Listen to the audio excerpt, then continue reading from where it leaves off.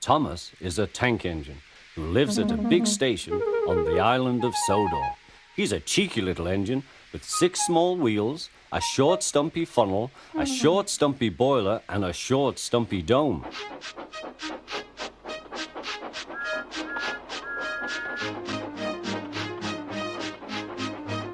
He's a fussy little engine too, always pulling coaches about ready for the big engines to take on long journeys. And when trains come in, he pulls the empty coaches away so that the big engines can go and rest.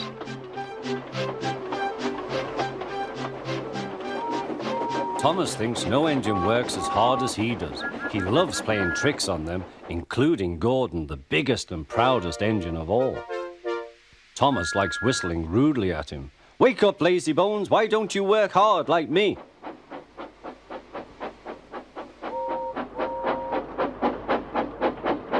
One day after pulling the big express, Gordon had arrived back at the sidings very tired. He was just going to sleep when Thomas came up in his cheeky way.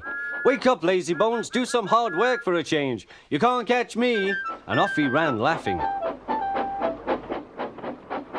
Instead of going to sleep again, Gordon thought how he could get back at Thomas. One morning, Thomas wouldn't wake up. His driver and fireman couldn't make him start. His fire went out and there was not enough steam. It was nearly time for the express. People were waiting, but the coaches weren't ready. At last, Thomas started. Oh dear, he yawned. He fussed into the station where Gordon was waiting.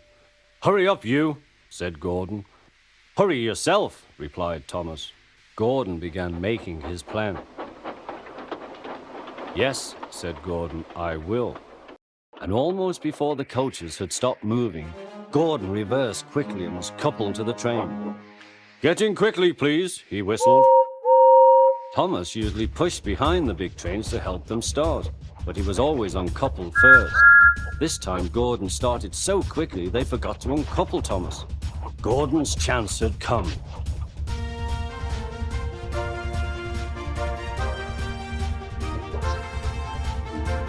Come on, puffed Gordon to the coaches.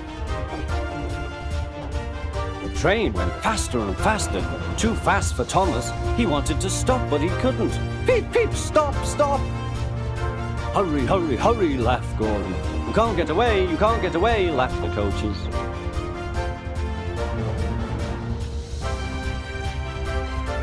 Poor Thomas was going faster than he had ever gone before. He was out of breath and his wheels hurt him, but he had to go on. "I shall never be the same again," he thought sadly. "My wheels will be quite worn out."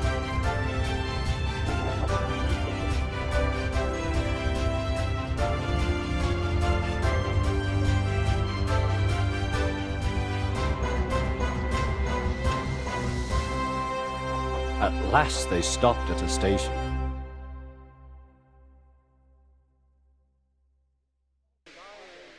Thomas was uncoupled, and he felt very silly and exhausted.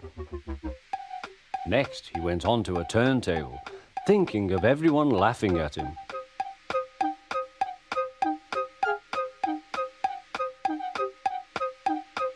And then he ran onto a siding out of the way. "Well, little Thomas," chuckled Gordon, "now you know what hard work means, don't you?" Poor Thomas couldn't answer. He had no breath. He just puffed slowly away to rest and had a long, long drink.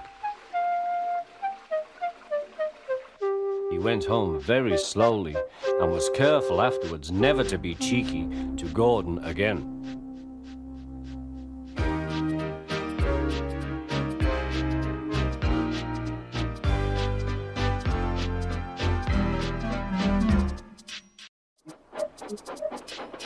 Thomas the Tank Engine was grumbling to the other engines. I spend my time pulling coaches about ready for you to take out on journeys. The other engines laughed. Why can't I pull passenger trains too? You're too impatient, they said. You'd be sure to leave something behind. Rubbish, said Thomas. I'll show you. One night, he and Henry were alone. Henry was ill. The men worked hard, but he didn't get better.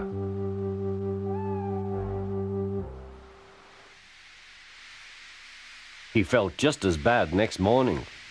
Henry usually pulled the first train, and Thomas had to get his coaches ready. If Henry is ill, he thought, perhaps I shall pull his train. Thomas ran to find the coaches. Come along, he fussed. There's plenty of time, they grumbled. Thomas took them to the platform and wanted to run round in front at once. But his driver wouldn't let him. Don't be impatient, Thomas. Thomas waited and waited. The people got in. The guard and station master walked up and down. The porter banged the doors, and still Henry didn't come. Thomas got more and more excited. The fat controller came to see what was the matter, and the guard and the station master told him about Henry. Find another engine, he ordered. There's only Thomas, they said. You'll have to do it then, Thomas. Be quick now. So Thomas ran round to the front and back down on the coaches ready to start. Don't be impatient, said his driver. Wait till everything is ready. But Thomas was too excited to listen. What happened then, no one knows. Perhaps they forgot to couple Thomas to the train, or perhaps the driver pulled the lever by mistake. Anyhow, Thomas started. As he passed the first signal box, men waved and shouted, but he didn't stop. They're waving because I'm such a splendid engine, he thought importantly. Henry says it's hard to pull trains, but I think it's easy.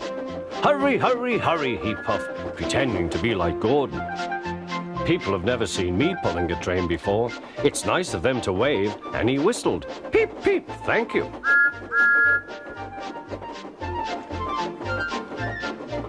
Then he came to a signal at danger. Bother, he thought. I must stop, and I was going so nicely too. What a nuisance signals are. He blew an angry peep, peep on his whistle. The signalman ran up. Hello, Thomas, he said. What are you doing here? I'm pulling a train, said Thomas. Can't you see? Where are your coaches, then? Thomas looked back.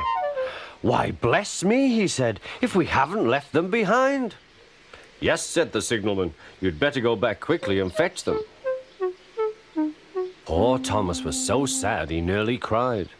Cheer up, said his driver. Let's go back quickly and try again.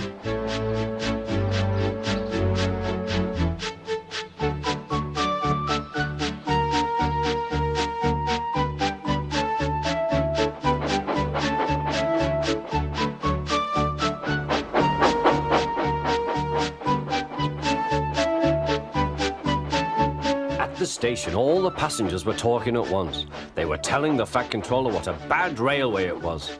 But when Thomas came back, they saw how sad he was and couldn't be cross. He was coupled to the train, and this time he really pulled it.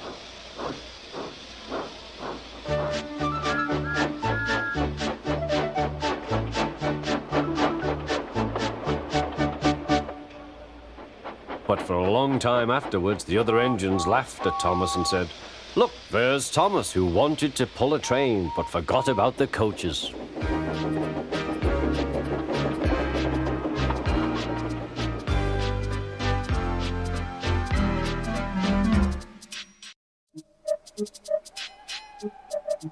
Thomas the Tank Engine wouldn't stop being a nuisance.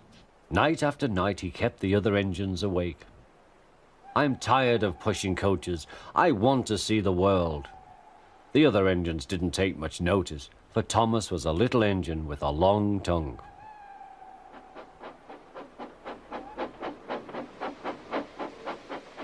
But one night, Edward came to the shed.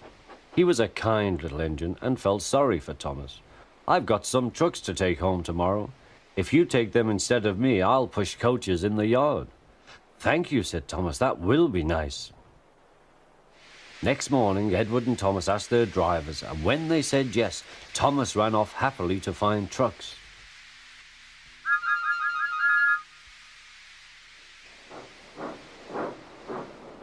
Now, trucks are silly and noisy. They talk a lot and don't attend to what they are doing. And I'm sorry to say they play tricks on an engine who is not used to them. Edward knew all about trucks. He warned Thomas to be careful, but Thomas was too excited to listen.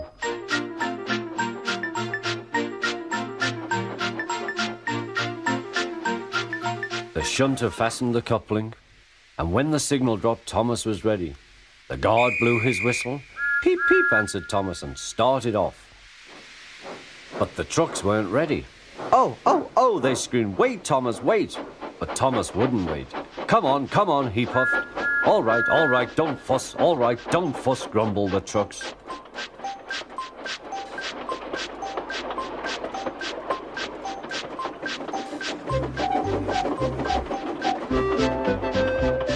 Thomas began going faster and faster. "Whee!" he whistled as he rushed through Henry's tunnel.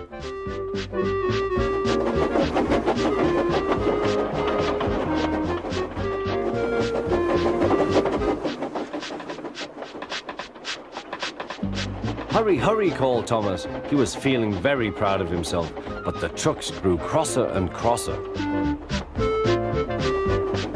At last, Thomas slowed down as he came to Gordon's Hill.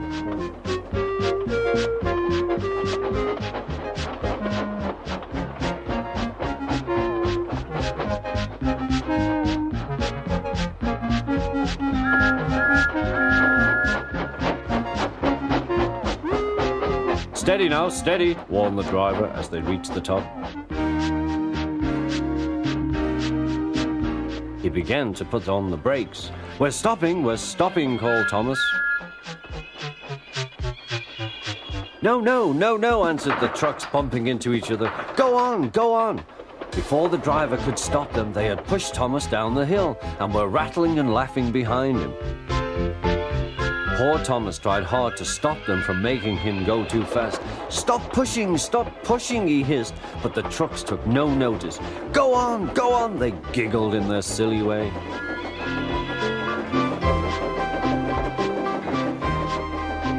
There's the station. Oh dear, what shall I do? He cried. They rattled straight through and swerved into the goods yard. Thomas shut his eyes. I must stop. When he opened his eyes, he saw he had stopped just in front of the buffers. There watching him was the fat controller. What are you doing here, Thomas? He asked.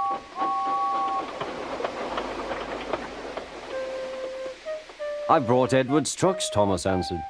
Why did you come so fast? I didn't mean to. I was pushed, said Thomas. You've got a lot to learn about trucks then, little Thomas. After pushing them about here for a few weeks, you'll know almost as much about them as Edward. Then you'll be a really useful engine.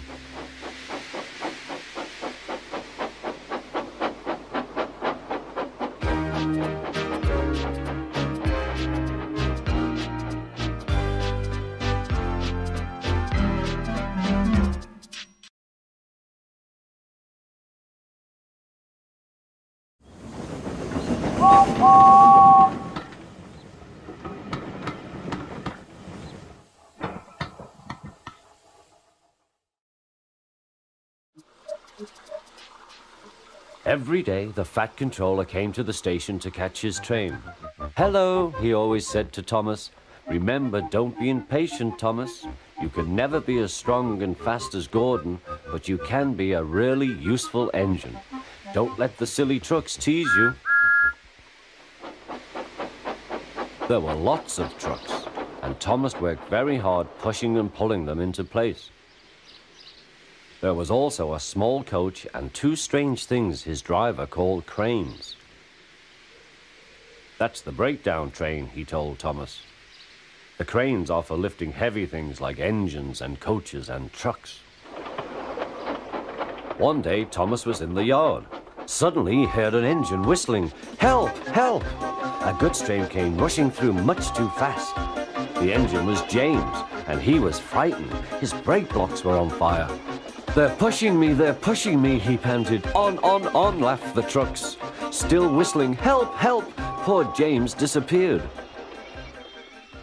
"I'd like to teach those trucks a lesson," said Thomas the tank engine. Soon came the alarm. "James is off the line! The breakdown train! Quickly!" Thomas was coupled on, and off they went.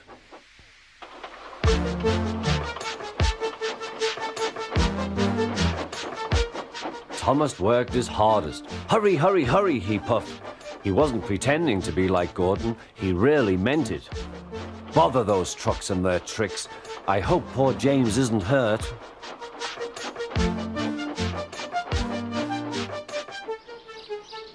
James's driver and fireman were feeling him all over to see if he was hurt. "Never mind, James," they said. "It wasn't your fault. It was those wooden brakes they gave you. We always said they were no good."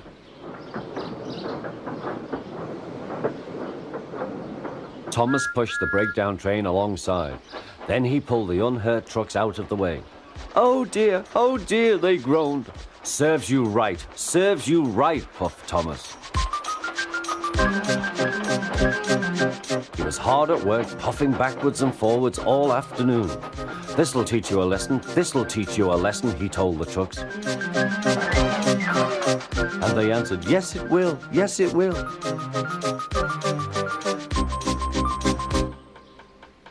They left the broken trucks, then with two cranes they put James back on the rails.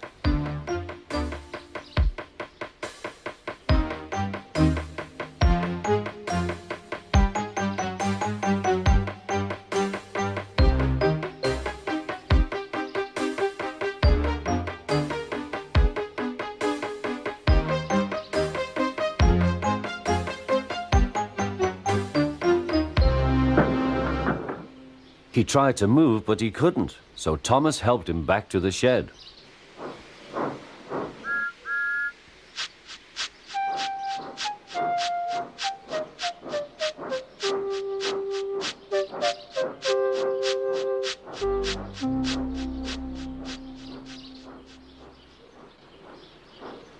The Fat Controller was waiting anxiously for them.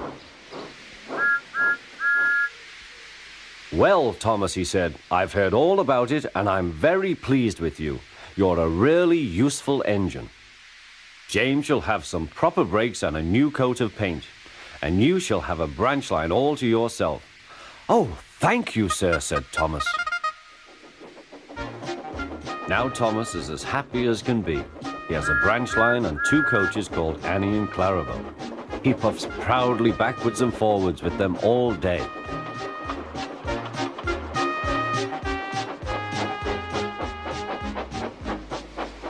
He is never lonely. Edward and Henry stop quite often and tell him the news. Gordon is always in a hurry, but never forgets to say poop, poop. And Thomas always whistles peep, peep in return.